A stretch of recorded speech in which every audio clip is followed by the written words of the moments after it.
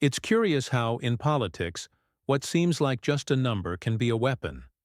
When Trump says that the end of rhetoric would cost us $3 trillion in the United States, he's not just playing with the American economy, is testing the limits of power, influence, and narrative. And what's most intriguing is that, for many, he may be right.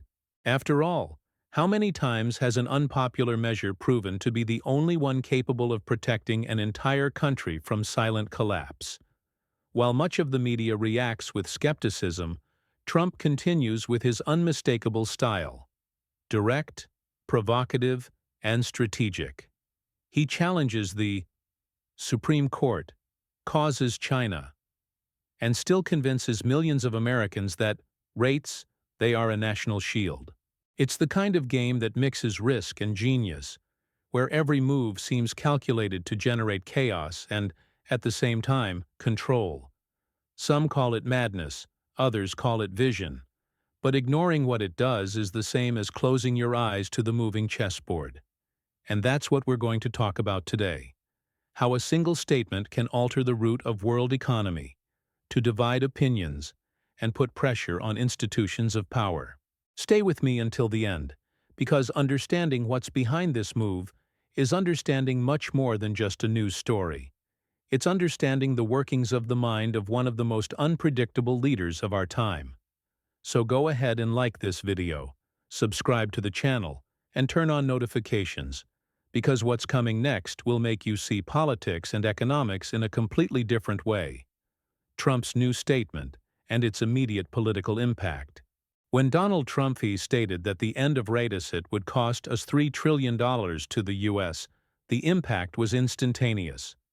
Economists rushed to do the calculations, investors adjusted their positions, and the political world understood that it wasn't just about numbers, but about a strategic message. Trump knows that talking about American economy, it's about speaking directly to the average citizen's wallet.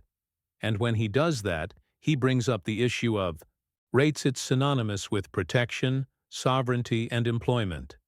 It's a communication and power play.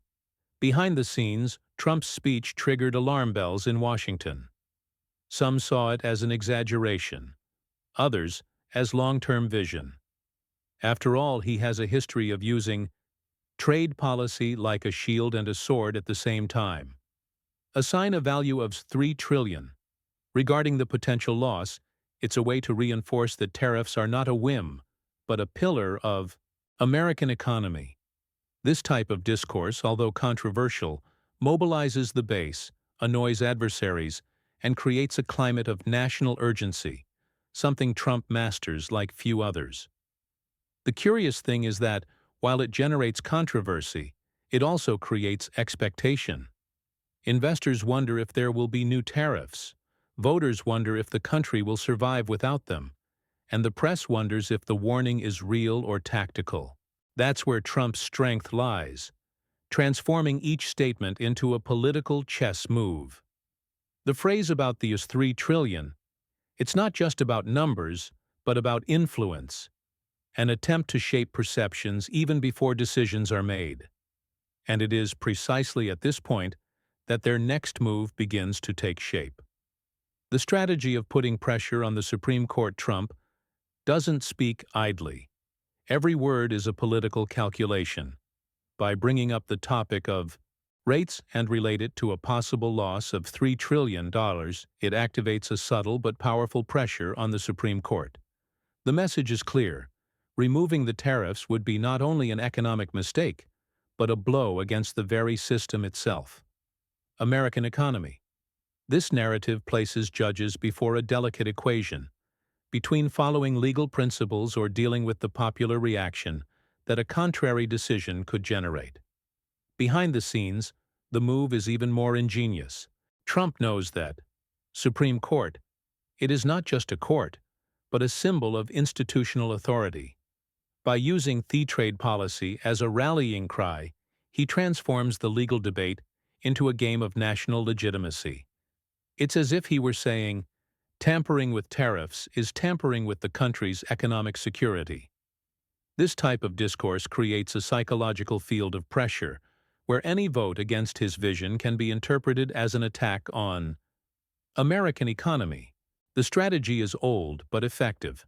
Create a public narrative so strong that even the courts begin to feel the weight of popular opinion. This is what strategists call indirect pressure, shaping the emotional environment before the rational decision. Trump, a master of this art, uses it. Supreme Court as a stage for his political theater, knowing that it's not just laws that are being disputed there, but control of the narrative about the economic future of the U.S. And while everyone is discussing tariffs, he's already eyeing a much bigger scenario. The global domino effect: China, the European Union, and Latin America. When Trump mentions tariffs, the world holds its breath. His statements are not limited to the United States. They reverberate in Beijing, Brussels, and even Brasilia. China, the main target of his measures, sees each move as a game of economic chess, where any word can alter the balance of negotiations. World economy. It's like a domino effect. One push in the U.S., and the blocks start to fall in different directions, affecting markets, agreements, and trade policies. That European Union, Trump's words evoke both caution and opportunity. Some countries see in them rates one opportunity to renegotiate their own trade terms. Others fear an escalation that will make products more expensive and reduce global competitiveness. Already in Latin America, especially in emerging economies like Brazil and Mexico, the impact is twofold. On the one hand, it opens up opportunities for exports. On the other, it increases the risk of dependence on market fluctuations. American economy. It's the old paradox between immediate profit and structural vulnerability. The central point is that every word Trump says about rates, it is also a geopolitical message. He knows that he is influencing not only stock markets, but also state strategies. China. The U.S. responds with diplomacy and patience, Europe with caution, and Latin America with pragmatism. And while the world tries to decipher his intentions, Trump continues to dictate the rhythm, like someone conducting a symphony where every note is carefully calculated. But the true impact of this orchestra is only beginning to be felt within American borders. The economic implications within the U.S., within American borders, the debate about rates, it's more emotional than technical. For many workers, especially in industrial states, these policies represent a barrier against job losses and the influx of foreign products. Trump understands this sentiment well and turns it into a political argument. Maintaining tariffs for him, it's about protecting the American economy of deindustrialization. And it is precisely this discourse that resonates in factories, ports, and small towns that feel forgotten by globalization. But the impact isn't limited to the factory floor. As rates, they also shape the behavior of the American consumer. Higher prices, yes, but accompanied by the feeling of buying patriotism. It's the kind of narrative that converts cost into national pride. More skeptical economists point out that ending these measures could, in fact, alleviate inflation, but at the same time weaken strategic sectors such as steel and technology. The dilemma is clear: rapid growth or sustainable sovereignty. While analysts discuss projections and percentages, Trump is betting on perception. He knows that in politics, what matters is not only what happens, but what people believe is happening. That's why when speaking of was $3 trillion, he's not just citing a loss, he's creating a symbol of threat, a number large enough to frighten and simple enough to be understood by everyone. And it's on this fine line between economics and emotion that he builds his most powerful narrative. Trump, economy, and power. A strategic game Donald Trump never dealt with. American economy just numbers on a spreadsheet. For him, each index is a piece on a chessboard of power. Tariffs. For example, these measures are much more than just trade deals. They are political tools capable of shaping perceptions and redefining alliances. To claim that ending them would cost $3 trillion, he transforms a technical discussion into an ideological manifesto. It's the fusion of economics and national identity, of politics and spectacle. Throughout his career, Trump learned that economics is the most universal language of politics. When he talks about jobs, about rates, or from Supreme Court, he speaks of control, of who dictates the rules of the game. His opponents accuse him of manipulating narratives.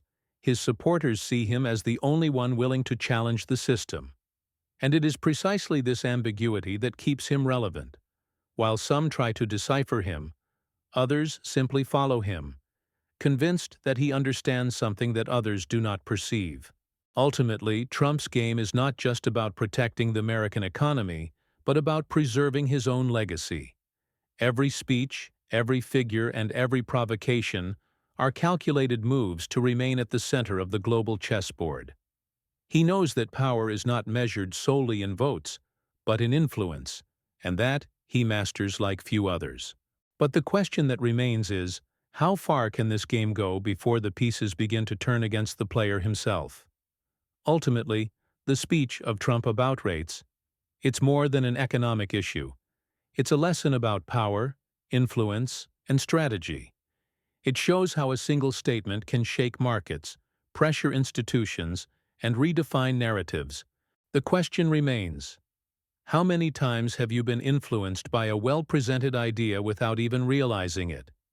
Economics, like politics, is made of perceptions, and whoever controls perception controls the game. Perhaps it's time to look beyond the numbers and see the real chessboard, the one where seemingly technical decisions conceal power struggles. Do you believe that the end of Ratsit would really cost us $3 trillion has American economy? Or do you think this is just another strategic bluff by Trump? The point is, whether you agree or not, he always finds a way to be at the center of the conversation. And that, in itself, is a kind of victory. If this content made you think differently, leave a like and subscribe to the channel right now. Turn on notifications to keep receiving analyses that go beyond the surface and understand what's really behind the headlines. Because here, we don't just comment on what happens, we decipher what no one else can explain to you.